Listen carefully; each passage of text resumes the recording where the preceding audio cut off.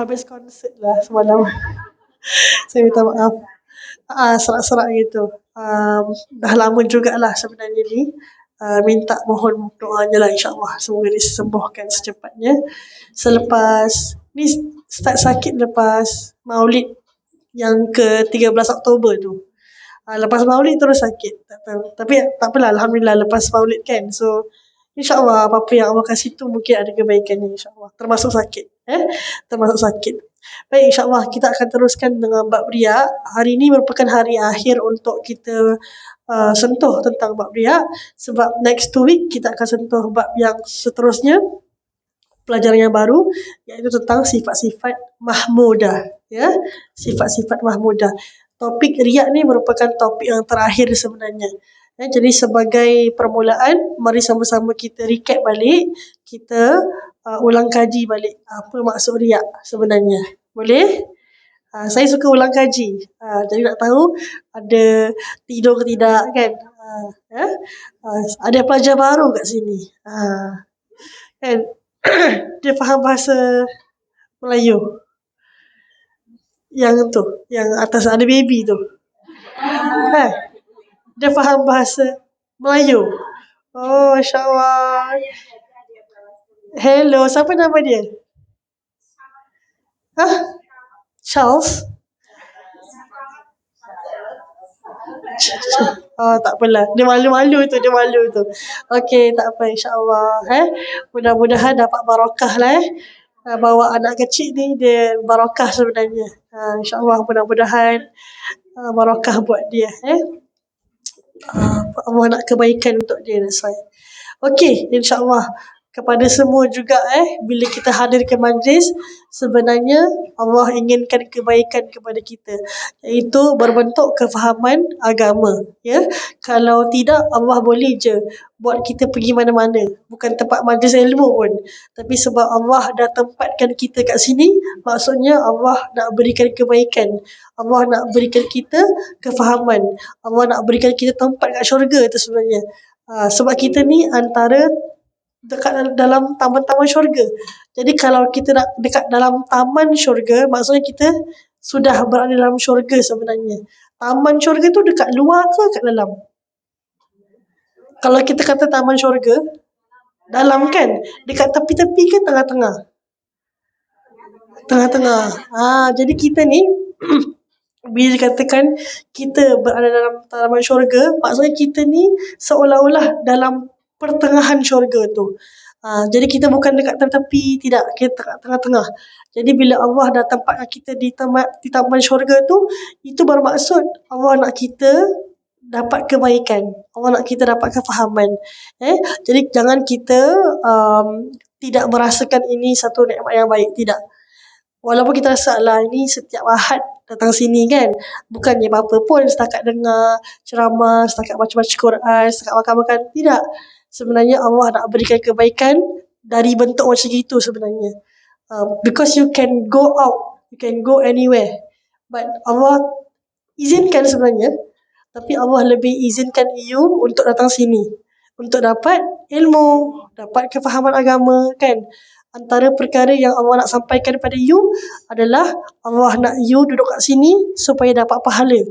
Sepanjang you dekat dalam masjid ni, niat i'tikaf tak? Kat sini semua siapa yang sampai masjid naik tingkat 2, niat i'tikaf tak? Ada. Jangan lupa niat i'tikaf. Walaupun lepas tu you keluar, tak apa. Niat i'tikaf. Sebab selagi mana you dekat dalam masjid, selagi tu pahala you berjalan, walaupun you tak buat apa-apa. So sekarang ni saya kasih ilmu baru, siapa yang tak tahu atau mungkin terlupa, setiap kali datang masjid, jangan terus datang sini lah, maksudnya pergi masjid ni terus buat solat tahiyatul masjid, lepas tu niat i'tikaf. I'tikaf tu maksudnya kita berdiam dalam dewan solat. Sekejap pun tak apa, 1 minute pun tak apa. Ataupun sebelum solat tu niat i'tikaf dulu pun boleh. Jadi sepanjang kita buat apa-apa solat ke, kita diam ke, kita tak buat apa-apa, kita zikirkan apa-apa, kita dapat pahala double sebenarnya. Satu sebab pahala ibadah, satu pahala i'tikaf kita. Dan lepas tu kalau kita keluar, contohnya, it's okay. Selagi mana dalam masjid, ya, actually memang perbahasan dia kena dekat ruang masjid lah, ruang solat masjid. Tapi pada saya, niat saja i'tikaf. Sebab you dekat masjid. Semua dekat masjid kan. Jadi selagi mana you buat apa-apa pun, you duduk sini pun dengan ceramah, dapat banyak pahala. Pahala i'tikaf, pahala dengar ceramah. So banyak pahala yang awak nak kasih. Sebab tu, kalau dapat choices nak pergi mana-mana, datang ke masjid juga untuk dengar ceramah. Ya, walaupun yelah nak pergi mana-mana tu dipersilakan, tak apa, tak ada masalah. Tapi jangan lupa datang sini lepas tu. Ya. Boleh ya? Faham Okey. Ni bukan marah, ni nasihat saja. Kalau terlupa untuk niat i'tikaf, jangan lupa lepas datang masjid je terus naik tingkat 2 dewan solat, niat aku beriktikaf dalam masjid ni kerana Allah Ta'ala. Senang je, simple. Tak payah dalam bahasa Arab pun tak apa, dalam bahasa Melayu. Niat aku beriktikaf dalam masjid ini kerana Allah Ta'ala. Nak lagi pendek? Boleh. Niat aku i'tikaf kerana Allah Ta'ala pun boleh, tak ada masalah. Tak perlu cakap masjid ni ke, masjid sana ke, tak. Sebab Allah tahulah you kat mana kan. Jadi niat aku beriktikaf di masjid ini, ataupun tak payah letak masjid, niat aku beriktikaf kerana Allah Ta'ala. Sepanjang mana you dekat masjid ni, insyaAllah pahala berjalan untuk you. Sampai you keluar masjid, then dah. Asalkan you tak buat dosa lah kat masjid ni. Kan. Okey lah kalau gitu nak i'tikaf, diam je lah, tak payah buat apa, tak payah solat lah, tak payah solat jemaah, kan pahala berjalan. Itu pahala lain. Pahala ibadah fardu kena buat lah. Pahala i'tikaf tu pahala sunnah saja. Tu pahala yang dikira lain. Macam gitu. Faham ya? Baik. Saya punya suara jelas Boleh Okey. Sekejap saya akan ni semua dah ni Kita akan recap balik lah Kenapa Allah Subhanahu Wa Taala mengharamkan syurga ke atas orang-orang riak? Siapa boleh explain kat saya? Sebab saya dah datangkan hadis ni daripada Sayyidina Abu Sa'id Al-Khudri mengatakan Rasulullah sallallahu alaihi wasallam bersabda, "Innallaha harramal jannah ala kulli mura'in." Sesungguhnya Allah Subhanahu Wa Taala itu Allah mengharamkan orang-orang yang riak untuk masuk syurga. Bukan sahaja orang riak sahaja, tapi Allah juga pernah mengharamkan orang-orang yang sombong untuk masuk syurga. Jadi antara orang-orang yang tak boleh masuk syurga, diharamkan oleh Allah untuk masuk syurga ialah orang yang sombong, orang yang riak, orang yang zalim. Kan? Tak boleh masuk syurga. Jadi ini antara hadis Nabi yang mengatakan sesungguhnya Allah Subhanahu Wa Taala mengharamkan orang-orang riak untuk masuk dalam syurga. Siapa boleh bilang saya kenapa Allah Subhanahu Wa Taala mengharamkan orang riak untuk masuk syurga? Kalau orang sombong kita faham. Yalah sebab dia sombong dengan orang kan. Kalau orang riak dia bukan ada efek dengan orang lain, dia lebih kepada amalan dia sendiri. Kan? Jadi kenapa kalian rasa orang-orang riak ni diharamkan oleh Allah untuk masuk dalam syurga? Siapa boleh beritahu saya?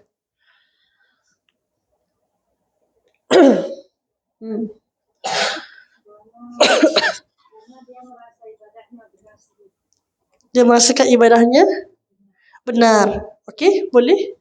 Ada lagi? Kenapa orang riak diharamkan oleh Allah Subhanahu Wa Taala untuk masuk ke dalam syurga? Siapa boleh bilang? Tak semua hadir hari ni. Saya nampak ada muka-muka yang tak ada.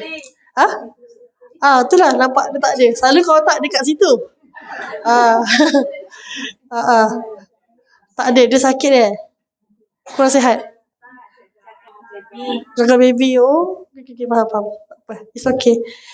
Okay. Siapa boleh? Kalau tak dia jawabkan selalu. Okay, selain daripada universiti yang tak ada hari ni, siapa boleh jawabkan?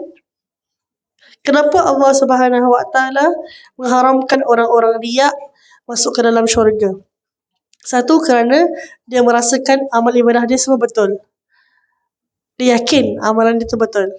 Kan? Lagi satu, kenapa?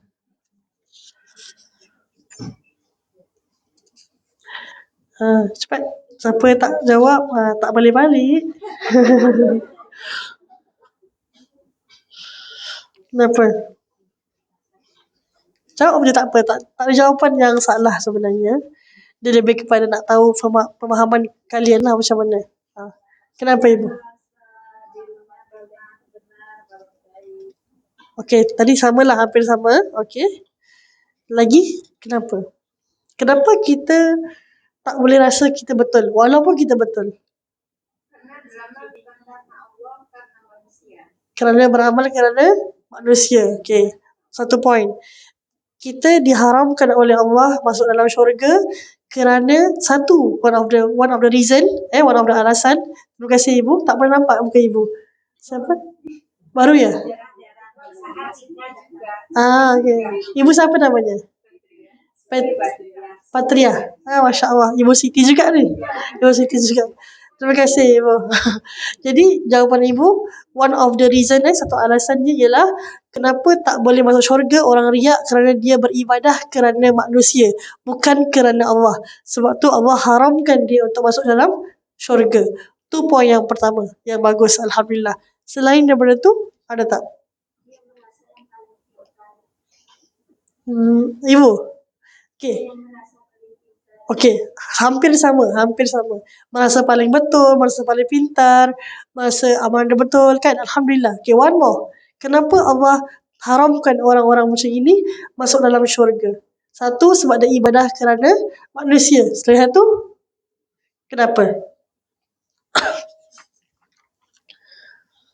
Lain sikit. Dia ada kena-mena dengan jawapan Ibu Siti tadi. Sama. Hampir sama. Sebab dia punya ibadah. Tadi satu, sebab dia buat kerana manusia kan? Lagi satu, ibadahnya tu kenapa?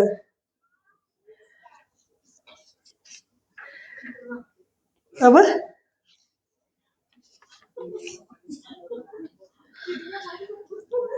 Tadi sama. Tapi okay, so bila kita buat kerana manusia kan, orang riak kalau dia buat ibadah kerana manusia, maksudnya dia orang yang apa? Orang yang tidak ikhlas. Itu je saya tak dengar tu. Jadi bila dia lakukan perkara ibadah, ini ibadah, tapi dia kata, saya niat kerana Allah. Tapi dia tak buat kerana Allah pun sebenarnya. Dia buat kerana manusia. So, dia bukanlah orang yang ikhlas. Jadi, orang yang ikhlas tidak boleh masuk syurga. Sebab dia adalah kategori orang yang riak.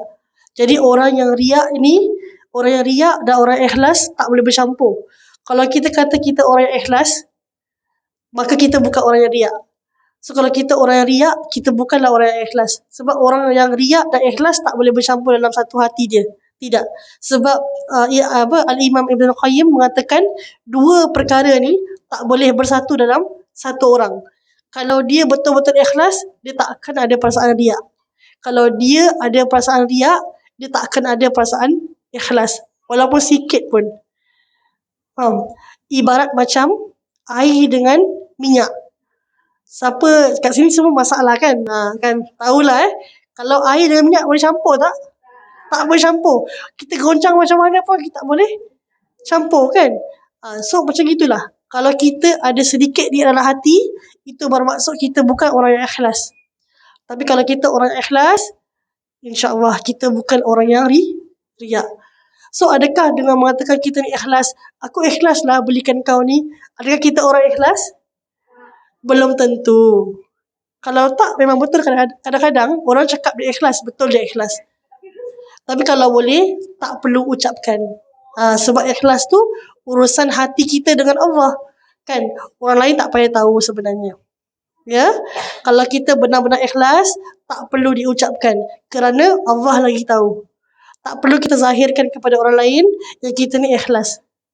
Saya ikhlaslah bantu awak contohnya. Saya ikhlas buatkan ni untuk awak. Tak payah bilang sebenarnya. Sebab Allah lagi tahu. Itu antara kenapa orang yang ikhlas tu dia dapat masuk syurga dengan cepat. Kadang-kadang tanpa dihisap pun sebenarnya. Sebab orang yang ikhlas, dia buat kerana Allah Ta'ala. Bukan kerana manusia. Orang riak sebaliknya.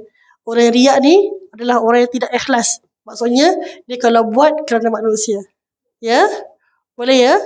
Saya continue. Jenis-jenis riak. Okey, ini saya nak minta tolong. Disebabkan suara saya yang sangat merdu ni. Jadi saya minta semua untuk kerjasama lah, sama-sama kerjasama cari contoh. Okey, mungkin kalian boleh in pairs lah, in 3 or 2 pun boleh, tak kisah, boleh bincang lah boleh bincang sesama kawan. Siapa tahu riak dengan tubuh badan tu macam mana? Bagi contoh. Riak dengan tubuh badan tu macam mana? Jangan bilang sekarang, bilang nanti. Yang kedua, bagaimana seseorang itu dia riak dengan perbuatannya. Ketiga, bagaimana orang itu dia riak dengan pakaiannya. Senanglah kan? Yang keempat, bagaimana orang itu dia riak dengan perkataannya. Yang kelima, bagaimana dia riak dengan pekerjaannya. Dan akhir sekali, bagaimana seorang itu riak dengan jumlah murid dan guru yang ramai. Boleh? Saya akan panggil sesiapa nanti untuk berikan jawapan. Saya bagi 2 minit lah untuk berdiskus dulu. Discuss, bukan gosip-gosip, discuss. Discuss dulu dan bilang. Boleh? Senang je ni. Boleh Google. Nak Google, kalau nak kena Google, silakan Google macam mana. Tapi ni senang. Ya? Silakan. 2 minit ya.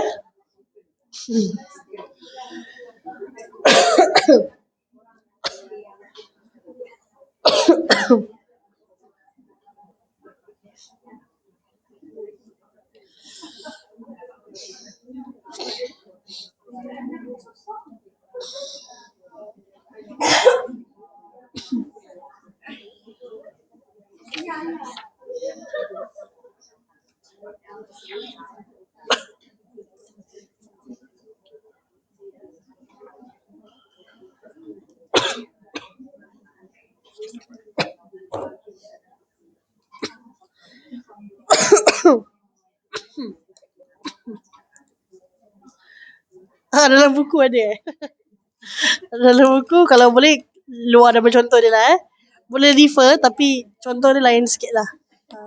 Kalau tak kesian yang lain.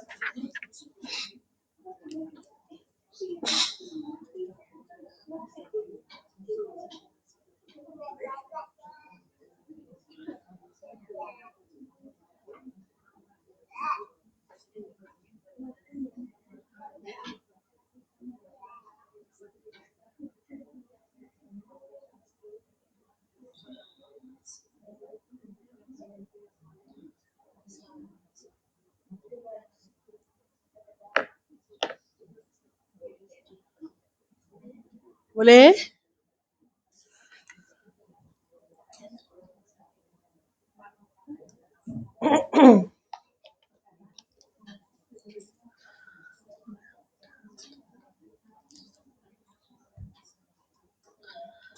Boleh? Senang je.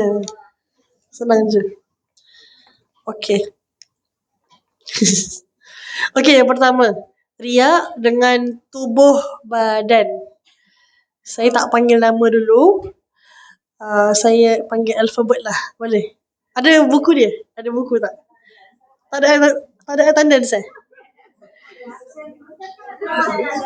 Tak ada? Attendance. Okay. Boleh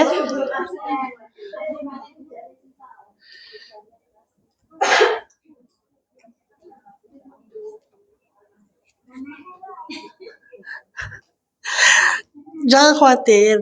Apa jawapan anda saya akan cuba fahami dan confirm betul, tak ada yang salah. Confirm betul, insyaAllah. Ni semua yang hadir InsyaAllah, jangan khawatir. Baik, terima kasih.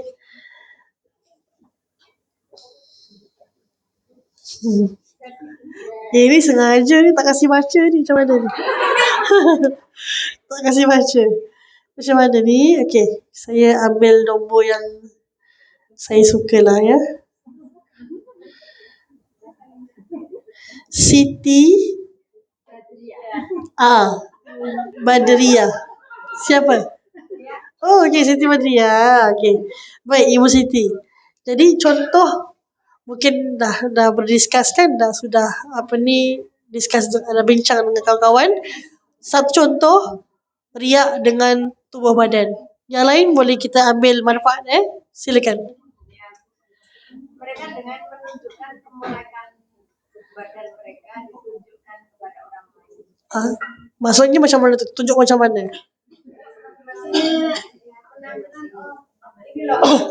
Okay. Tunjuk dengan siapa? Dengan orang. Okey.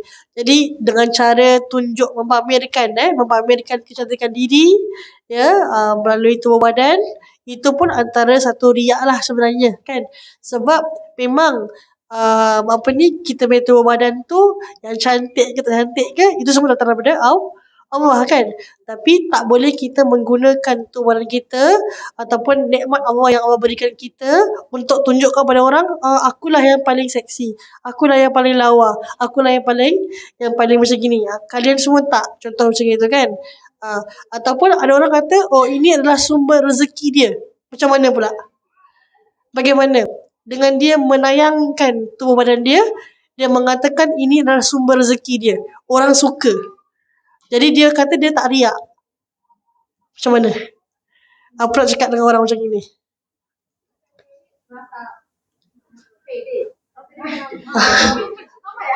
Apa?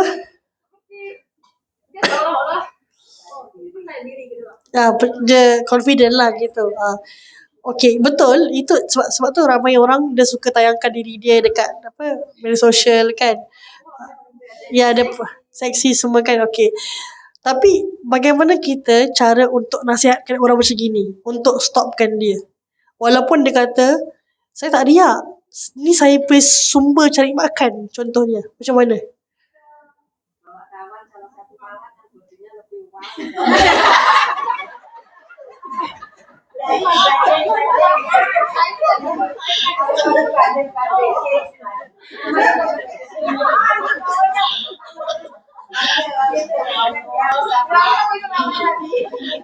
Bukan jawapan yang saya cari, tapi tak apa, saya faham. Maksudnya gini, kita tahu benda tak boleh kan, sebab tak boleh. Satu sebab tak boleh kita buka aurat kan. Jadi kita yang tahu ni, bagaimana cara kita menghadapi orang macam ni. Contohnya orang tu kawan kita, ataupun ahli keluarga kita sendiri, ataupun memang saudara mara kita. Bagaimana cara untuk kita cakap dengan mereka tak boleh buat macam gini, walaupun dia tak riak. Dia kata ni dia punya cari makan dia, dapat duit.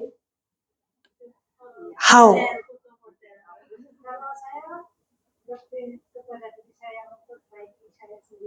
Ya. Kalau saya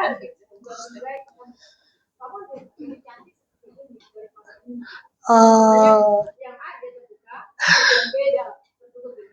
Kita memberikan solusi yang terbaik juga. Ya, kira tidak menghina dia lah kan. Tapi ya, okey. Antara contoh yang baik kalau kita nampak orang berbuat maksiat macam ini, contoh ni antara maksiat lah maksiat terang-terangan, sebab dia menonjolkan diri dia depan orang dengan pakaian seksi kan. So instead kita marah dia, cakap apa ni, mana boleh macam gini. Kita cakap dengan dia yang you have a good body, contoh you tayangkan badan you semua kan. Tapi actually kalau you tutup aurat, lagi cantik sebenarnya. So antara perkara yang kita boleh buat, kita puji dia untuk dia buat perkara yang baik. Macam gitu. Tapi kadang-kadang tak makan jalan juga ni. Kadang-kadang sebab apa? Sebab lebih ramai orang puji dia bila dia terbuka, daripada tutup. Jadi antara jawapan lain mungkin yang boleh share. Contohnya, bagaimana untuk kita tarik orang macam gini. Orang yang suka terbuka kan. Dia rasa dia tak riak, tapi ini cara dia nak cakap yang dia cantik lah. So macam mana contohnya? Mungkin aku juga punya orang tua, nanti kalau kamu punya orang tua sama Allah nanti bisa tentang kalian sekarang. Tapi kita cakap dengan cara yang baik lah kan. Jangan kita kata, kau tak kasihan ke mak kau ni Kau tak kasihan ke bapak kau semua kan. Jangan marah-marah. Sebab kalau kita marah, lagi dia akan berontak. Jadi kita nasihatkan dengan cara yang baik kan. Sebab agama Islam tak boleh kita marah. Kecuali dah terlampau batas sangat lah. Contoh macam orang-orang negara barat kan. Mereka memang tak kisah kalau terbuka pun, tanpa sehelai apa-apa pun, itu perlu dimarahi. Itu wajar ditegur. Tapi ada teguran yang hikmah. Tak boleh marah depan orang. Tak boleh tengah live tu kita marah dia pula. Tengah live contohnya. Tak. Kalau nak marah orang, panggil orang tu pergi tepi. Tegur orang tu. Itu cara yang hikmah. Kan? Tiba-tiba. Itu cara hikmah. Jangan kita marah dekat dalam live ataupun dekat dalam social media. Kita komen ke, apa ni, awak ni ahli neraka. Tak boleh. Sebab kita pun tak tahu kita ni ahli neraka ke ahli syurga kan. Okey, Alhamdulillah. Thank you. Marha ibu ni. Okey, seterusnya.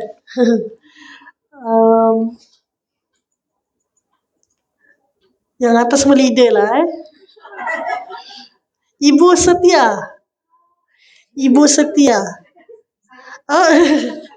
Saya okey saya. Okey, apa contoh riak dengan perbuatan? Contohnya kita beribadah dan kita keluar sama teman, itu kegiatan yang nggak baik. Saya keluar sama kawan, bisa kawan saya itu mengikuti saya ajaran saya baik. Contohnya macam mana? Dia mengajak saya perbuatan yang tidak baik, tapi saya menolak. Dia ajak apa? Dia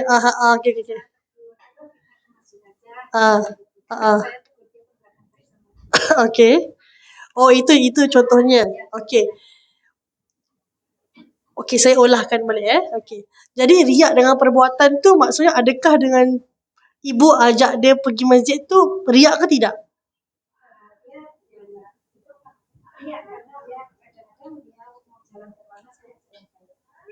Okey. Okey, faham. Maksudnya takut orang ingatkan kamu riak. Okey. Faham Faham tak semua? Maksudnya insya-Allah faham Ya. So maknanya ibu mau ajak kawan pergi ke masjid. Tapi kawan lagi satu tak nak pergi masjid. Dia nak pergi tempat lain. Dia nak pergi shopping mungkin. Jadi dia ingatkan ibu setia nak ajak pergi masjid. Dia rasa macam riak lah tu. Kan? Tapi sebenarnya itu bukan riak. Okey. Itu antara mungkin contoh yang kita boleh ambil sebagai contoh riak dengan perbuatan. Kadang-kadang kita nampak orang ajak kepada kebaikan, kita rasa dia ni riak. Tapi sebenarnya tidak. Sebab gini. Kita bila cakap pasal riak ni, back to us. We have to see apa yang kita lakukan pada orang lain. Bukan orang buat pada kita. Faham tak? Maksudnya gini. Kalau orang ajak kita perkara yang baik, jangan kita salah anggap. Jangan sampai salah sangka. Jangan ada buruk sangka pun. Tak boleh. Tetapi, kalau kita yang mengajak kepada kebaikan, orang salah sangka pada kita, orang kata kita riak, is okay. Sebab kita sendiri tahu kita ikhlas ke atau tidak. So contoh yang baik, alhamdulillah. Tepuk tangan untuk Ibu Setia. Alhamdulillah. Okay. So maknanya kalau orang tegur kita untuk kepada kebaikan, jangan pernah kita rasa yang orang tu riak. Tak boleh. Riak tu untuk diri kita. Bila kita buat baik kat orang, kita riak ke tidak? Kita check diri kita. Jangan check orang lain. Sebab kita kena check diri kita dulu. Sebab Allah yang check kita. Jangan kita check orang lain. Tak payah. Itu urusan dia dengan Allah. Ya? Faham ya? Okay. Next one. Ibu Wati. Kecil molek saja. Okay. Ibu Wati. Apa contoh riak dengan pakaian? Boleh bantu. Mungkin boleh bantu yang lain. Apa contoh riak dengan pakaian?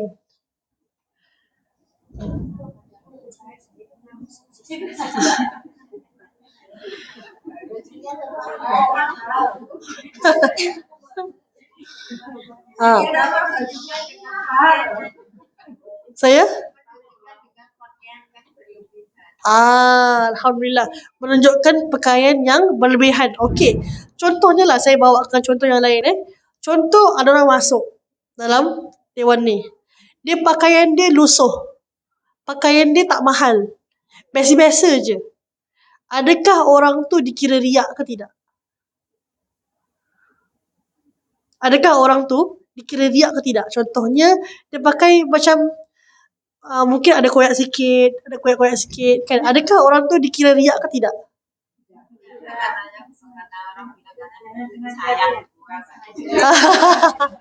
Oh sayang.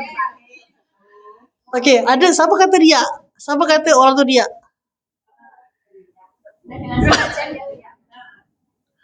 Siapa kata orang tu riak? Tak. Okey. Tak ke tidak ni? Okey, ada sikit lah yang kata riak. Siapa kata orang tu tak riak? Tak riak. Siapa tak tahu?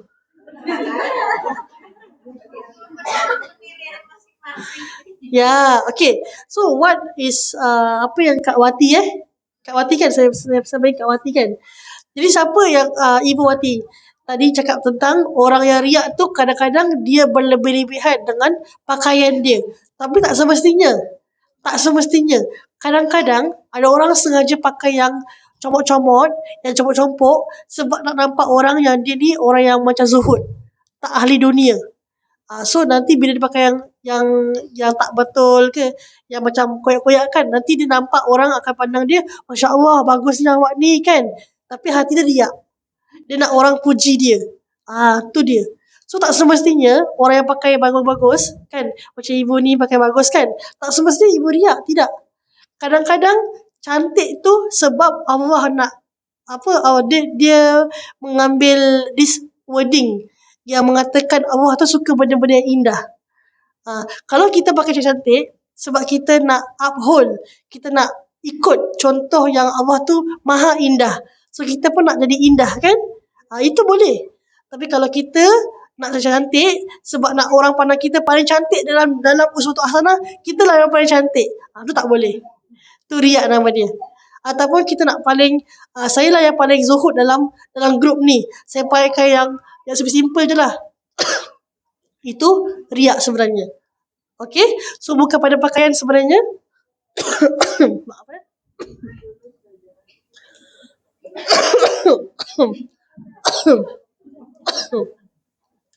tapi pada hati sebenarnya.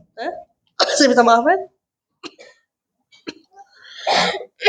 dia kalau start katal tu kan.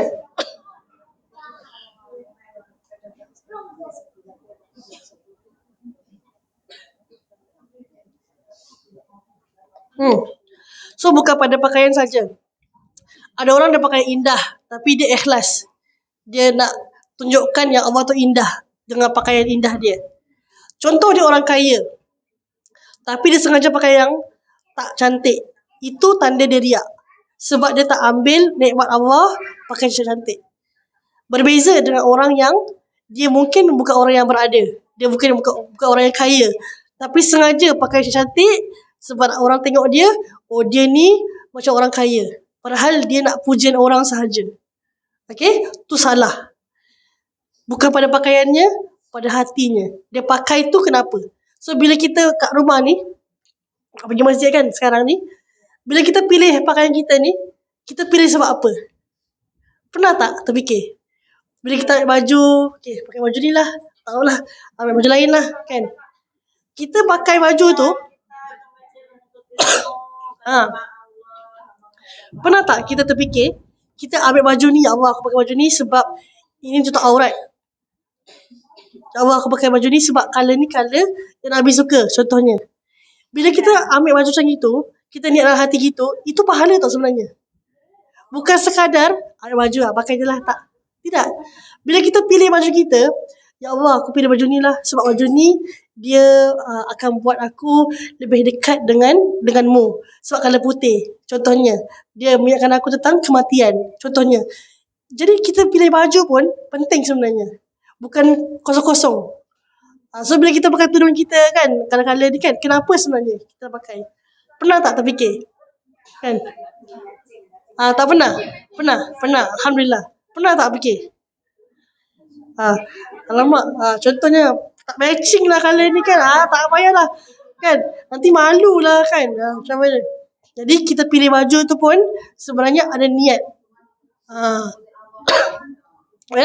Yang penting pilih baju yang tutup aurat, yang diredai oleh Allah. Ya. Okey, seterusnya. Okeylah, Ibu Amy lah, boleh? Riak dengan perkataan. Silakan. Saya cakap marhah-marhah dulu pada Ibu Wati. Marhah. Ibu Amy. Meninggikan suara, selalu berkata yang mereka anggap paling benar. Contohnya?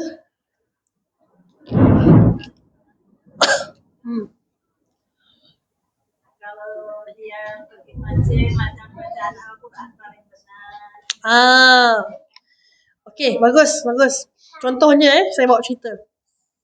Saya ada cerita sebenarnya. Dalam satu buku ni saya baca, bukan zaman Nabi, tapi cerita ni diceritakan oleh ulama. Ada satu orang, dia membaca Al-Quran. Dia baca surah Toha. Dia baca surah Toha. Dia baca. Dekat rumah tau dia baca. Lepas tu malam tu dia tidur. Dia bermimpi. Diperlihatkan pahala dan dosa dia.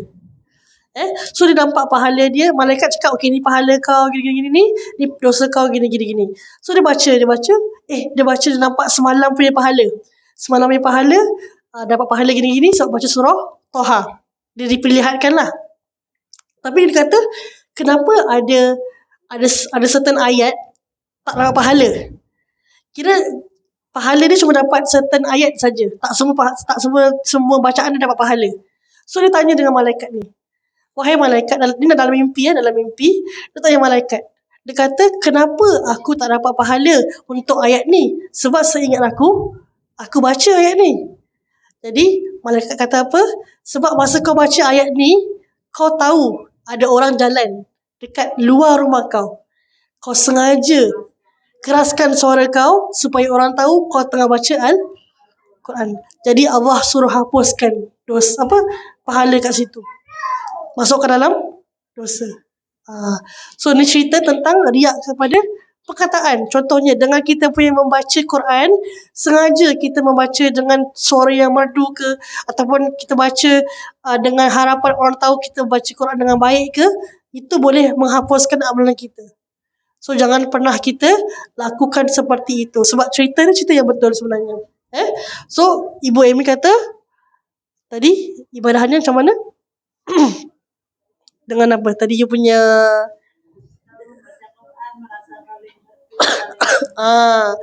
So jangan kita pernah merasakan kita ni baca Quran paling merdu. Walaupun memang merdu lah, memang sedap lah kan. Tapi jangan ada dalam hati tu. Kalau ada saat membaca tu, terus stop. Kalau baca Quran dalam hati gimana? Boleh, tak ada masalah. Sebab orang tak tahu awak riak ke tidak kan. Ini tentang kat luar ni. Contohnya kan, kita baca kat rumah cepat je kan. Bismillahirrahmanirrahim, Alhamdulillahirrahmanirrahim kan. Tak sedap pun sebenarnya kan. Tapi bila dengan kawan-kawan, kita baca macam qari'ah antarabangsa kan. A'udzubillahi min, kan gitu. Padahal kat rumah tak ada pun macam gitu. Jadi tak boleh kita baca dengan riak sebenarnya. Kalau betul-betul kita nak baca macam gitu, buat masa kita tak ada orang dengan depan orang. Jangan kita buat berlainan. Itu tanda kita riak. Kita nak orang puji kita. Bagusnya bacaan kamu, ibu. Bagusnya bacaan kamu gitu. Tak boleh. Kalau orang puji kita, apa kita buat?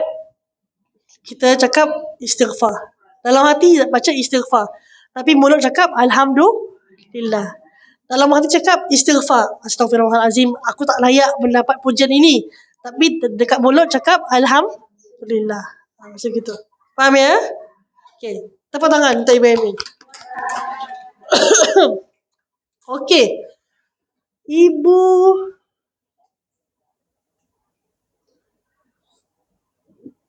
Ada nama Ibu Janis ya? Siapa? Ibu Janis. Okay. Boleh? Boleh ya? Riak dengan pekerjaan. Contoh riak dengan pekerjaan. Boleh?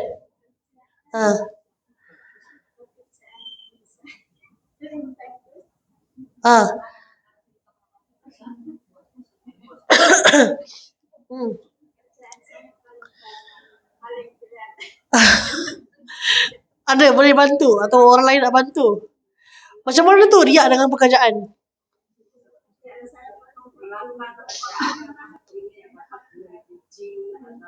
Kalau ada majikan pura-pura kerja keras. Itu.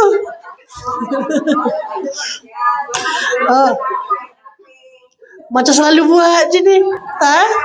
Jangan saya tak ajar tau ni. Kena amanah kerja kena amanah kan. Saya tahu ni bedek-bedek je kan. Ni gurau-gurau je kan. Okey, riak dalam kalau kita kata riak dalam pekerjaan tu maksudnya apa tau? Contohnya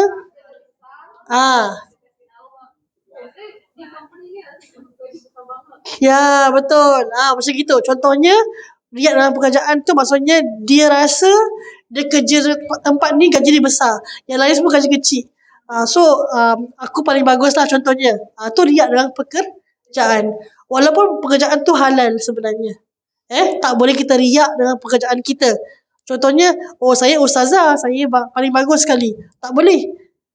Kita tak boleh kata gitu. Walaupun saya punya pekerjaan bagus sebenarnya. Ustazah kan, muallim kan, tapi tak boleh riak. Sebab saya tak ada hak untuk riak sebenarnya. Sebab semua ilmu-ilmu tu, apa yang saya sampaikan, Allah yang kasih. Bukan sebab saya belajar pun sebenarnya. Sebab Allah kasih. Saya tak belajar sekalipun, contoh if I don't use the book anymore pun, apa yang saya cakap ni pun sebab Allah yang izinkan. Bukan sebab saya baca ke hafal, tidak. So hafal ke buku tu semua asbab saja. Belajar semua asbab. Yang kasih izin Allah untuk berikan tu adalah Allah sendiri. Allah yang kasih izin untuk saya kata macam itu. Okay, thank you untuk Ibu Jasni Farha Janis. Okay, Farha. Dan ini juga Ibu. Ibu siapa nama? Mana? Purwati. Okay. Baik. Okay, Farha.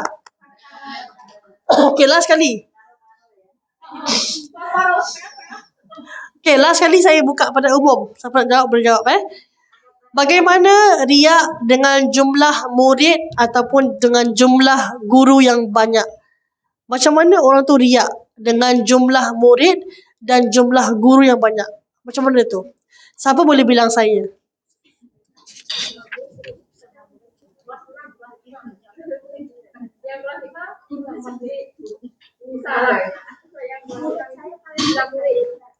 Apa? Kadang-kadang antara guru dengan guru pun, ustazah dengan ustazah pun, okey tak? Takut jatuh. Antara habaib dengan habaib pun, bukan habaib tak lah. Maksudnya dengan antara antara antara ustaz-ustazah lah. Kadang-kadang suka berbanding. Dia kelas sikit orang je kan, 20 orang je. Saya punya 50 orang. Contohnya, tak boleh sebenarnya. Itu riak sebenarnya. Siapa yang mendatangkan murid-murid? Allah. So bila-bila masa boleh terbalik sebenarnya. Dia jadi yang 50, awak cuma 10 orang je, lagi teruk. Kan? Sebab apa? Sebab awak ada perasaan riak tu. Itu kalau murid yang banyak kan.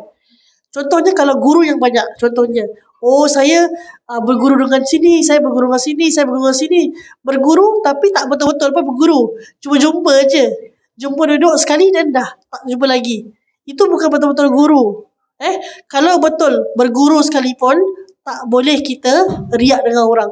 Cakap, saya guru-guru dengan ini, saya guru dengan Habib Umar semua, Habib ini semua, Habib Lutfi semua dah semua. Tak boleh. Tak boleh kita riak dengan orang. Kita ada banyak guru, tak boleh. Sebab tu personal matters. Tu awak punya diri sendiri. Tak boleh cakap dengan orang, awak ada guru tak? Awak ada guru tak? Tak ada. Tak boleh gitu. Sebab guru tu Allah yang kasih. Sama juga dengan murid. Allah yang kasih. Tak boleh riak dengan berapa banyak jumlah kita ada murid dan berapa banyak jumlah yang ada kita guru. Tak boleh. Faham ya? Ini jenis-jenis riak lah. Ya? Kategori riak. Ada riak yang besar, iaitu riak munafik nama dia. Dalam banyak-banyak riak yang terbesar adalah riak yang bermaksud munafik. Sebab orang munafik ni, dia depan kita, dia ibadah juga. Bila orang solat, dia solat. Bila orang puasa, dia puasa. Tapi belakang kita, dia tak buat apa-apa. Dia kata Islam ni gini-gini, Islam ni gini-gini. So, ini riak yang paling besar sekali. Ada orang lain, contoh, dia riak dengan ibadah wajib. Contohnya, bila solat Zuhur je, jemaah, dia buat. Lepas tu kat rumah, tak solat jemaah. Dengan family. Buat sendiri lah. Tu riak tau, sebenarnya. Hati-hati. Ataupun, dekat sini je, jomlah kita solat jemaah.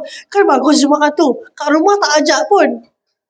Kan, kat rumah tak ajak. Itu maksudnya riak. So, kalau kita ada this kind of attitude atau behavior, kena tukar. Ya? Ataupun, riak dengan ibadah yang sunnah. Silakan.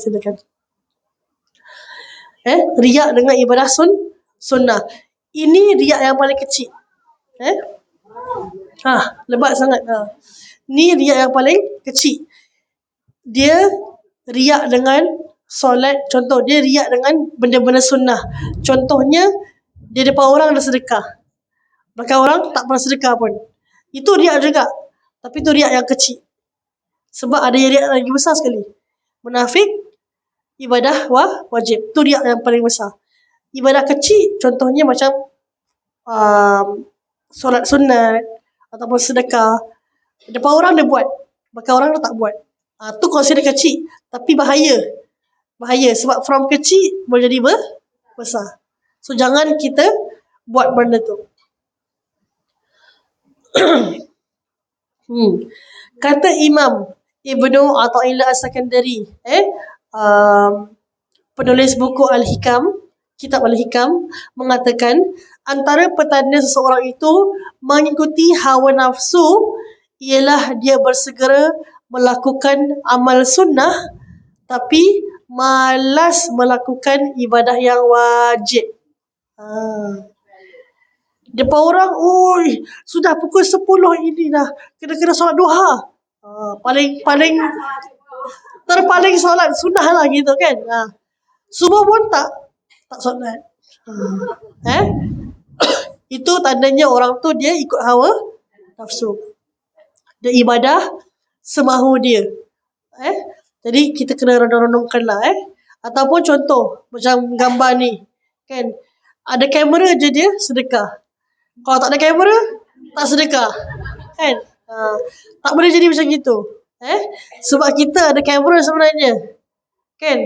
Allah yang nampak kita kan, everything. So kita buat macam mana pun, sembunyi macam mana pun, Allah tahu sebenarnya.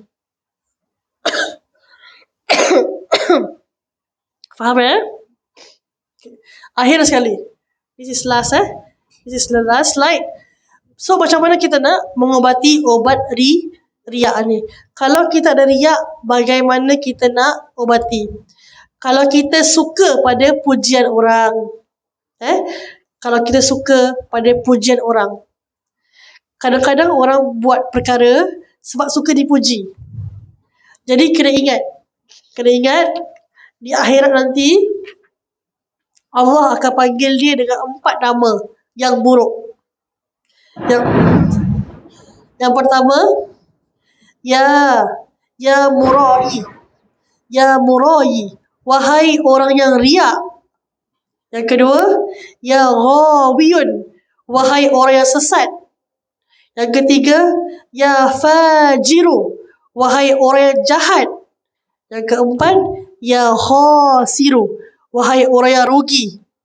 Izhab fahuz, pergilah engkau. So Allah akan panggil orang riak ni dengan empat nama yang jahat, 4 nama yang tak baik. Wahai orang yang riak, wahai orang yang sesat, wahai orang yang jahat, wahai orang yang rugi. Sebab orang yang riak tu dia sesat, dia jahat, dia sangat rugi. Sebab semua amalan dia terhapus disebabkan dia mencari pujian daripada manusia, bukan pada Allah. So pada hari akhirat nanti Allah kata, kau pergilah cari orang yang kau buat amalan ni untuk siapa. Kau minta pahala daripada orang tu. Awak rasa orang tu nak kasih tak pahala dia? Aku sendiri tengah tak tahu macam mana ni kan, nak kasih pahala aku pula kan? Tak ada punya. So kena ingat tak mungkin untuk dapat pujian daripada semua orang. We can never please people. Siapa yakin dia boleh happykan semua orang dalam dunia ni? Boleh tak? Tak boleh. Kita happykan dia tak happy. Kita happykan dia tak happy. Kita happykan dia, happy. Orang lain pula tak happy. Kan? So banyak perkara yang tak boleh cover. Kata sahabat yang bernama Muawiyah mengatakan, aku boleh mendapat keredaan manusia kecuali daripada orang-orang yang dengki dengan aku, yang hasad dengan aku. So everyone can be happy with us, but not everyone will be happy with us. Faham tak? Semua orang boleh happy dengan kita, tapi tak semua orang happy dengan kita. Sebab ada orang akan dengki dengan kita, ada orang akan iri hati dengan kita. So orang dengki, iri hati akan nampak benda-benda yang tak baik pada kita. Sikit-sikit kalau kita buat baik pun dia kata kita buat jahat kan. So kita tak boleh please orang. So that's why tak mungkin kita mendapatkan pujian daripada semua orang. So kena ingat, siapa yang suka dipuji oleh orang, suka riak, ingat Allah akan panggil dia dengan 4 nama. Lepas tu tak mungkin untuk you dapat semua orang punya pujian. Bagi mereka yang riak dan takut pada kutukan orang, takut pada kecaman orang, apa yang kita boleh buat? Tidak ada benda yang boleh memudaratkan diri kita kalau kita ni dipuji oleh Allah. Kalau kita di mata Allah kita ni baik, orang cakap apa pun tak peduli. Sebab Allah jaga kita. So bila pada Allah kita ni baik, orang nak kata apa katalah. So pada Allah kita ni dah baik. So berusahalah untuk mengerjakan dengan seikhlasnya. Ya. Akhir sekali, kalau kita tamak dengan harta, bagaimana riak dengan tamak dengan harta ni? Sebab orang kadang-kadang riak sebab nak dapat kedudukan, nak dapat pangkat, nak dapat status. So siapa yang buat kerja sebab riak, tahulah berpaut pada manusia bakal mendapat kehinaan. Siapa yang buat kerja sebab manusia, dia dapat hina. Tapi siapa yang buat kerja sebab Allah, dia dapat pahala. So bila kita kat rumah kan, kena buat kerja banyak kan, tak apalah, buat je lah. Buat kerana Allah. Jangan majikan tak ada, kita relax buka TV. Yeay. Jangan gitu. Sebab Allah tahu. Kan? Tak boleh. Tak apa. Kita kena amanah. Kena amanah. Bila ada majikan ke, tak ada majikan ke, kita buat kerja kita. Sebab Allah yang akan tunjukkan dia yang kita ni amanah. So dia akan percaya kita. Macam itu. Allah yang tahu kita buat baik ke tidak. Baik, boleh? Rezeki tu sebenarnya ditentukan oleh Allah. Jadi kalau kita punya rezeki tu adalah pada kita. Berapa kita dapat, how much we get, Allah dah tentukan dah sebenarnya. Jangan kita risau. Allah tak akan sia-sia kita. Sebab kita sanggup berlayar daripada negara kita, pergi sini, pergi Singapura untuk cari kerja. Berapa lama kat sini? 20 tahun. Lagi, paling lama. 26 lagi. 25. 16 lagi. 20 tahun. Apa? 20 tahun. Paling tinggi sekali? Siapa? Masya Allah. 29 tahun Masya Allah. lah. Dah tukar IC lah. Tukar IC. Masya Allah kan. Jadi kita tengok dapat tak, Allah lihat kita punya pengorbanan kita. Kita tinggalkan kita punya keluarga, tinggalkan negara kita, datang ke sini untuk kerja kan. Semua tu Allah nampak sebenarnya. So tak kisahlah 29 tahun ke, 20 tahun ke, 1 tahun ke, yang penting kita buat kerja dengan baik. Tu je.